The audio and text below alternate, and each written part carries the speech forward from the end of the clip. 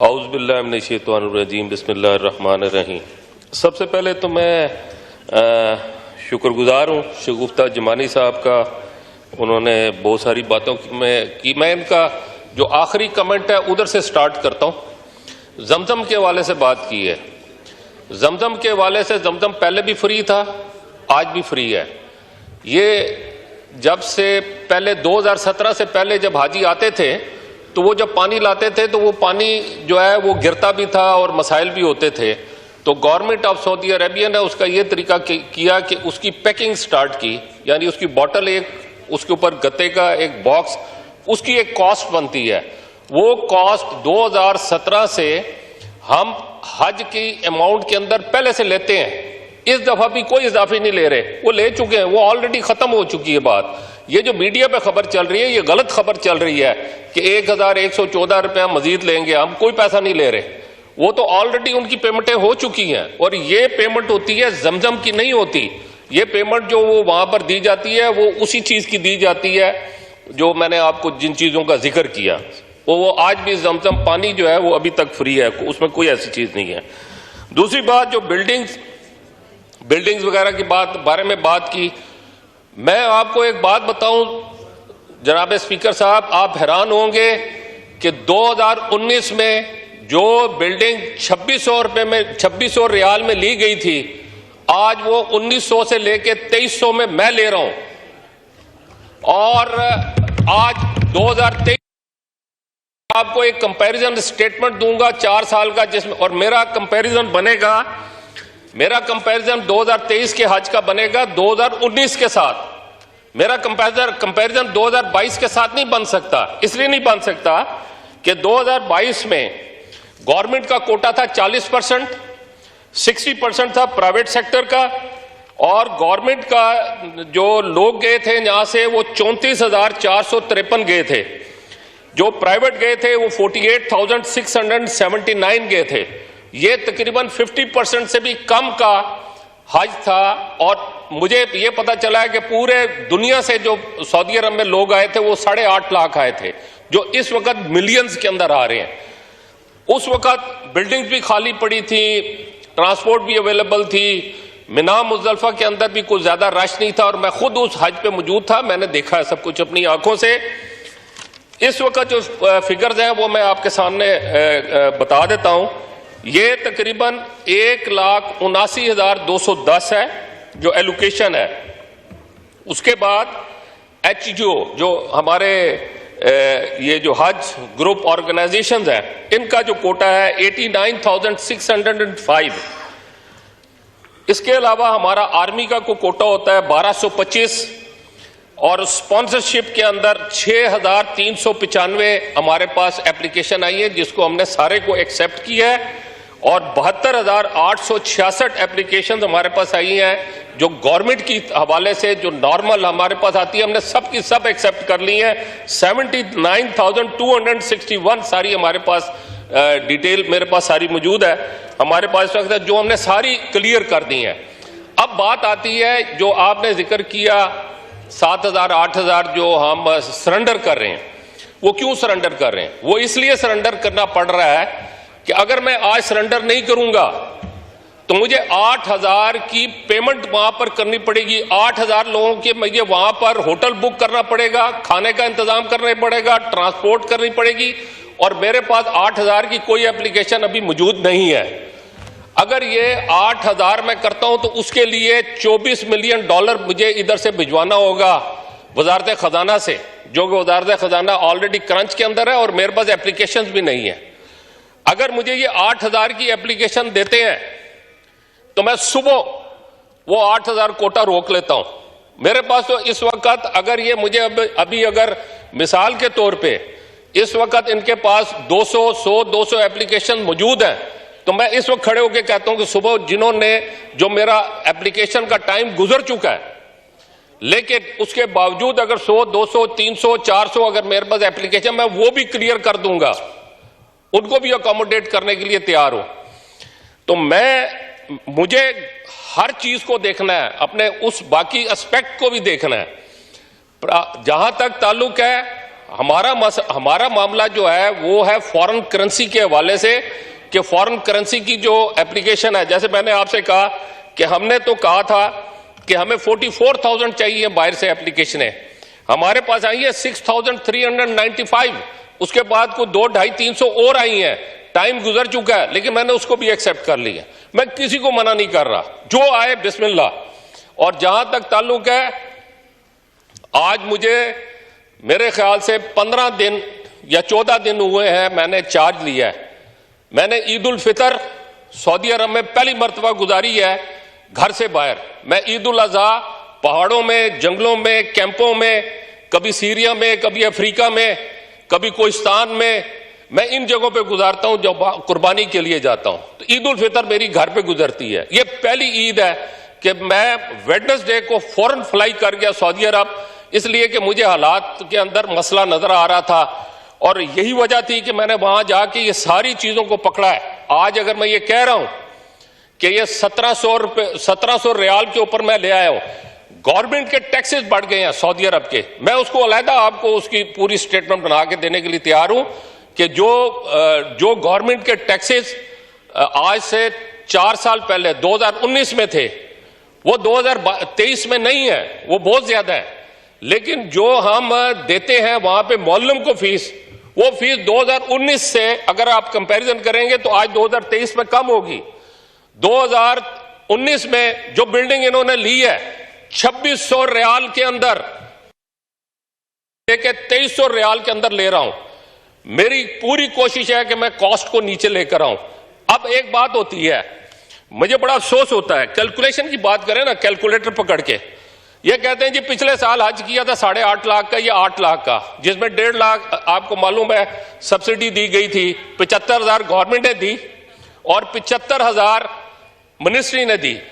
इस दफा कोई सब्सिडी नहीं है, तो जो रकम दी गई उस दिन के डॉलर के रेट से आप उसको मल्टीप्लाई करेंगे तो वो $5,000 निकलेगा लगभग। और मैं इस वक्त अगर 11,75,000 कहता हूं तो जब डॉलर के अंदर उसको मैं कैलकुलेट करता हूं तो वो 4,000 समथिंग निकलता है। मैं वो पिछले 2022 से भी कम डॉलर लेकर रहा हूं। हज मैंने कराना है बाहर, पाकिस्तान में हज नहीं हो रहा, बाहर हो रहा है। मुझे फॉरेन करेंसी देनी है। फॉरेन करेंसी जो है डॉलर को या रियाल को आप जब इक्वल करेंगे तो कंपैरिजन करेंगे तो आपको उसका फर्क पता चलेगा। अब कई मर्तबा मैंने मीडिया के अंदर सुना कि जनाब आज से 8 साल पहले जो है वो इतने का हज हुआ। यार उस वक्त 8 साल पहले डॉलर का रेट भी तो 100 रुपए था। अगर 10 साल पहले कहते हैं जी इतने का हुआ तो उस वक्त डॉलर का रेट जो है 60 रुपए था। आज डॉलर का रेट जो है वो 280 रुपए में डॉलर नहीं मिल रहा, 200। उसका आप देखें इस वक्त डॉलर की क्या पोजीशन जा रही है। ये बहुत सारे फर्क है, इन फर्क को आदमी पी जाता है और सारी पाकिस्तान में जो कौम है वो ये समझती है जैसे पता नहीं क्या हो गया। मैंने जैसे जमजम की बात की, जमजम तो फ्री है, 2017 से आप पैसे दे रहे हैं, मैं तो कोई इजाफी पेमेंट मेरी वजारत नहीं ले रही, ना हम डिमांड करेंगे। वो तो ऑलरेडी जो 11,75,000 दिया गया उसके अंदर वो ऑलरेडी शामिल है उसकी रकम, जो बोतल की रकम है और जो गत्ते का डब्बा है वो तो 2017 से उसी तरह चल रहा है, उसमें तो कोई फर्क नहीं आया।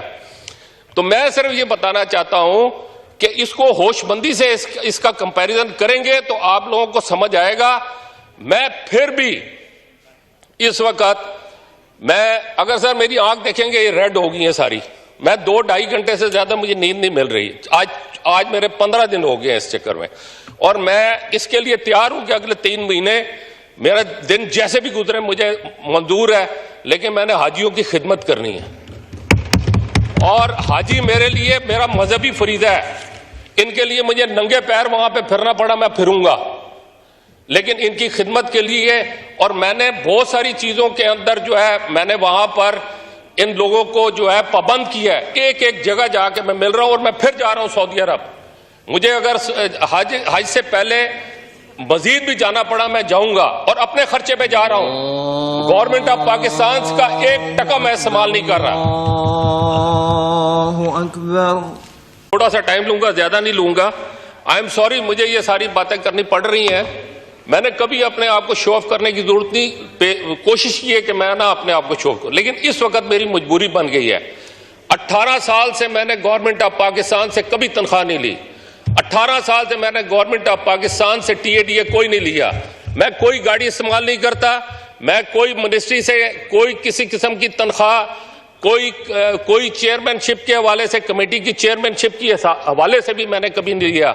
अभी भी मैं गया हूं, अपनी पीआईए की टिकट मैंने खुद खरीदी है, आगे भी मैं अपनी खुद खरीदूंगा। वहां पे होटल में रहा हूं, होटल के पैसे मैंने अपने दिए हैं।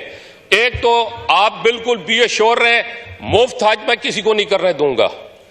और मेरी कोशिश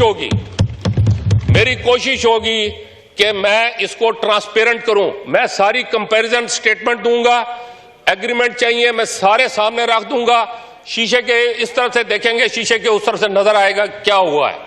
और मैंने अपने जितने भी लोग हैं उन सबको बता दिया है, अगर किसी को मैंने पकड़ लिया, मैं सऊदी अरब से उसको वापस नहीं लाऊंगा।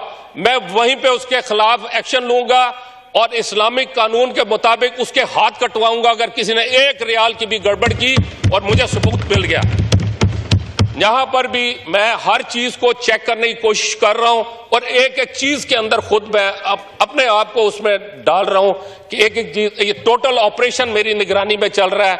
और मेरी ख्वाहिश है कि मैं इसको ट्रांसपेरेंट करूं और बेहतर करने की कोशिश करूं। ये जितने काम मैं कर रहा हूं जनाब स्पीकर, ये रमजान में सब क्लियर होने चाहिए थे। जब मैं आया हूं तो वहां पर मुझे नहीं नजर आया जो चीजें मुझे नजर आनी चाहिए थी। और अब अल्हम्दुलिल्लाह ये मेरे जो टूर हुए हैं, जितनी तेजी के साथ मैंने इस पे काम किया है, आज मैं ये कहने में बड़ा मैं खुश हूं कि मैंने इस वक्त, मैं आज रोजाना मैं इनसे डिटेल ले रहा हूं।